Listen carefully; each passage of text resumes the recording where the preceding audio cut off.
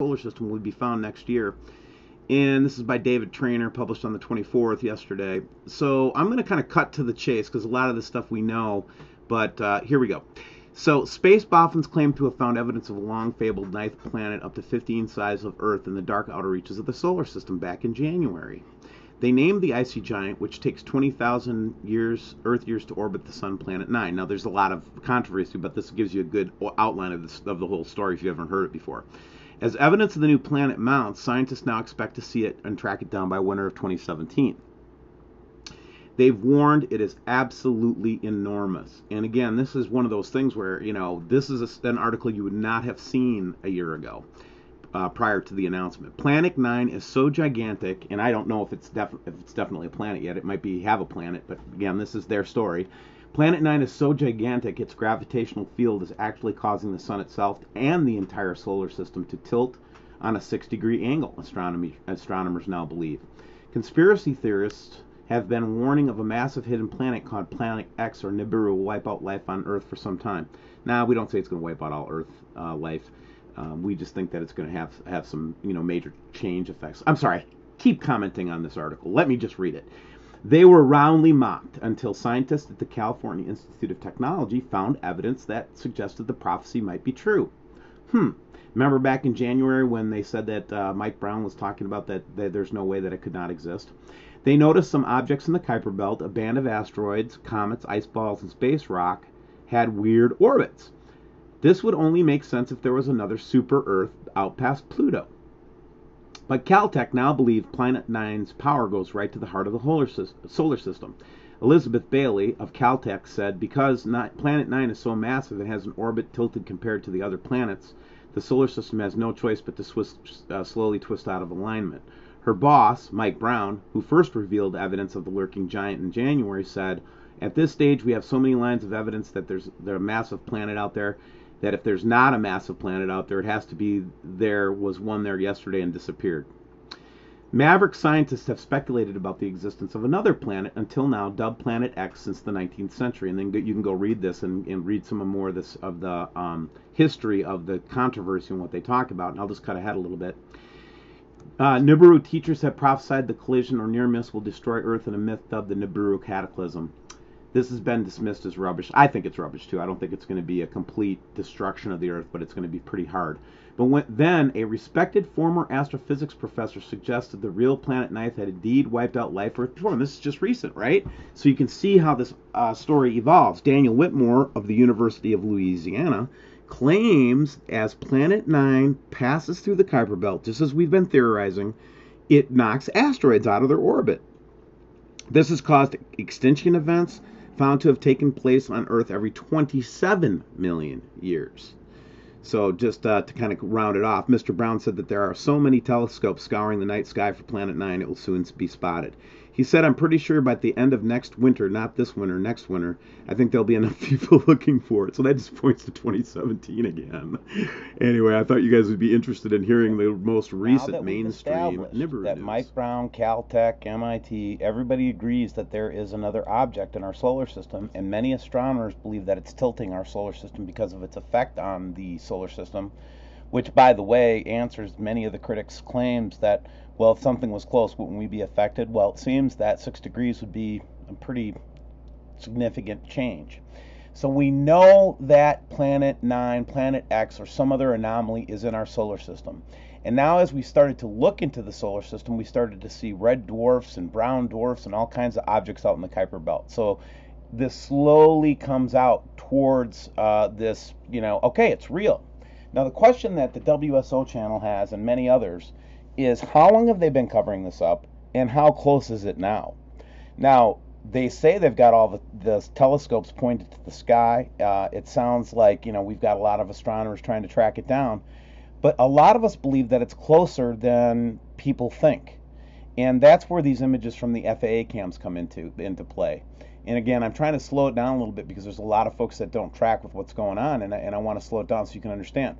So when we go to FAA cameras in the far, far northern hemisphere, we are seeing this type of an anomaly, okay?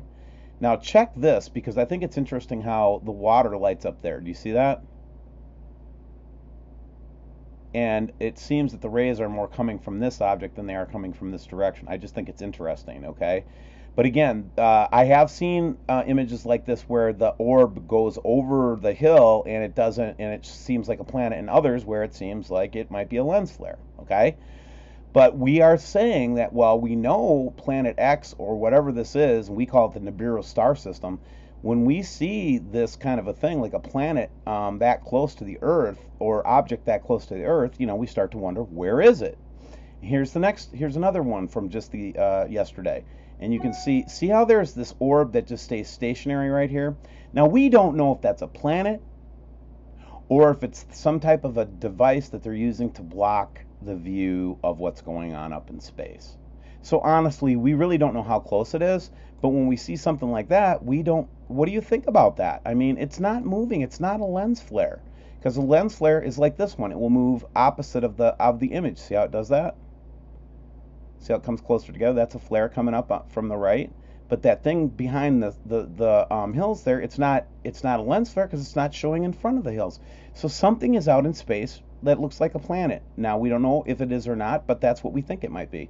And here's another one that goes below the mountain. See how it goes below the mountain? Right there? And it does not go over the mountain like a lens flare would do, okay? So here's yet another planetary type picture, okay? Some of the other things that we are thinking about these days, and I have a lot of thoughts about this, I'm starting to think I don't know what to say about this Australian Antarctic Division Macquarie Island station cam. But there are people that say this is an atmospheric experiment, okay, and they've even got documentation for it. But let me tell you something, folks. If you zoom in on this thing, that is what's called a Birkeland current, okay, and that is a heavy-duty amount of energy that's being pumped out there, okay. Now, either they're seeing it across their sky down there and catching a glimpse of it, or they're shooting something up, or something's being shot down. But just check this out, man. It lights the whole sky, and there are no clouds. It might be bouncing off the quote-unquote sodium layer. And the other thing I'm suspicious of this beam is, could it be part of the deception or blue beam project that we've been talking about and thinking about, right? So those are the many things that are on my mind. But we know that Nibiru is there because the scientists have told us it's there. Now the question is, how close is it? I showed you a couple of FAA webcams from the last couple of days, and we observed these very closely, showing what looks like objects in the sky. Now, these are things that we can point you to that are not lens flary at all. And then looking at the Davis cam and the Macquarie Island cam from the Australian group, there's a lot of funny business going on right now, and that's what we're trying to show everybody. Okay. This is a shout out to my brother Roy, who does wonderful work. It's from Cancun yesterday, and Roy is a beautiful man, and he always puts a little Jesus message in his photos, so I like to put them up. But in here, Roy is showing us some pretty compelling images that he did from Cancun, Mexico. Now, these are not from the FAA cams. I'm going to leave up Roy's last photograph here, and I want you to shift gears with me here for a second, because I have a testimony that was just a little bit weird from Australia that I think it's important to share. Now, if anybody from Australia can confirm what this person is saying in their testimony, I would really, really like to hear from you. My email is olson, olson.steven.d@gmail.com, and I'd like you to contact me via email, and maybe if you have a testimony, we'll get it on the air. So anyway, in the spirit of just, again, saying, is this really real? Is this happening? We have a person that lives in central north-southwest Australia. North-southwest. North-southwest. So the southwest part, well, I don't even know what that is. The town I cannot mention because I do not want her to be revealed, but it's in NSW, Australia, she says. Yes, I can see the whole system with my naked eye, even the colors now. The Nibiru planet looks like the hugest star ever, and it sparkles electric blue, green, red, and travels fast. When I take photos of it, it just confirms what it is. No photos were given, by the way. The dust, the meteors, the energy flying off and around my photos, and the big round red planet of Nibiru at the front of it, I don't want to see it, but it is the every time, same with the system, sun, and all the rest around it. I'm scared, but so grateful that I know the truth and can prepare myself for my children and family who I've started telling. Our skies are being flooded with red dust now. I can see it. I would be naive to ignore when it has been proven to me. So again, here's a testimony, and she's reluctant to even send pictures. But point being, guys, if anybody lives in that area of Australia and is seeing the same thing and taking photographs, I'd like you to help me out and get those photographs. But the fear thing keeps coming up, guys, and I want to just address that a little bit with you, and then let you go. So things are going to happen regardless if we like them or not, okay? And the universe is going to spin its big wheels if we like it or not. And quite frankly, the creator of all things, God, Lord, God of God, King of kings, Lord of lords, he has got his prerogative as well. So the question is, how, with all these awesome things happening, how can you not fear? And the answer comes back very, very, very, very clearly, is that you need to stop being God yourself. Listen to me for a minute. Now, I understand that sounds weird, right? But if you think about it, what you're trying to do when you have fear, or when you have an uncomfortable feeling in your heart, that bad vibration or whatever that is, right? Oftentimes, it's caused because of anxiety, which is really a sign of you owning something that you really shouldn't own. And as a human, yes, you're special to God.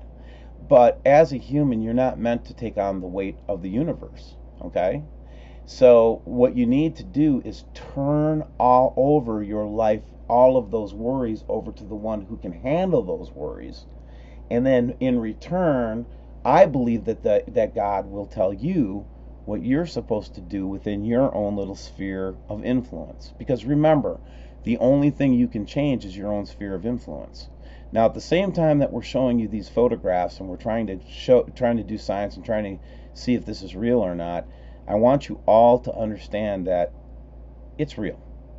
And there's not a dang thing anybody's going to be able to do about it. So fearing it doesn't make sense. What makes more sense is to look around your sphere of influence. And I want to ask you a deep question.